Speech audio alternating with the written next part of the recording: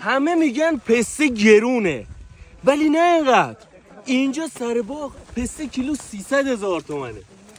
چند روز صبر کنی بهترین و با کیفیت ترین پسته، چیزی که تو مغازه به عنوان پسته لوکس شناخته میشه رو با 300,000 تومن برات میفرستم، زیر قیمت همه جا. ببین کیفیتو، مغز پسته فوق العاده. اینم چند روز دیگه خوش میشه برات میفرستم. پسته امسال پیج منم فالو کن، پسته امسال که به دست بیاد مطلع بشی با کیفیت ترین و خوش قیمت ترین پسته امسال.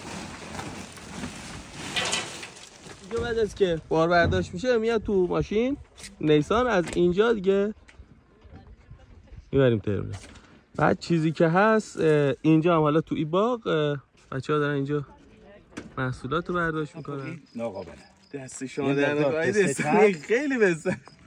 برای اولین بار شما تشریف بردیم بالاخره این ناقابله. اینجا بعد از که پسر از باغ آوردیم توجه به این نقالا میره که پوستگیری بشه و پوچگیری بشه. بعد اینجا میریم که بعد از که از اونجا تو باغ برداشت شه توسط این نقالا میره از اینجا میاد اونجا پوکاش گرفته میشه یا پسته های شاید مثلا میزان مغزش خیلی کمه، اینجا پوکاش داده میشه. پسته 1404 هم آماده شد. از کجا بدونیم پسته امساله؟ از کجا بدونیم پسته با کیفیته؟ از کجا بدونیم مستقیم داریم خرید کنیم؟ اینا همه سوالا شما جواب میشه. پسته هم فوق العاده امسال پرمزه. عالی.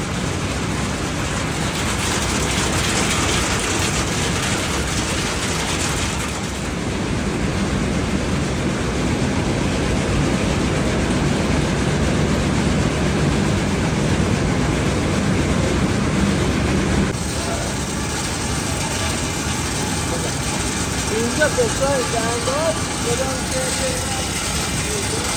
اینجا پستای دندان بعد از نفت پر شد یه نفر اینا رو میبره با این چند دستی ها انتقال پیدا میکنه تو آفتاب که خوش بشه اونجا.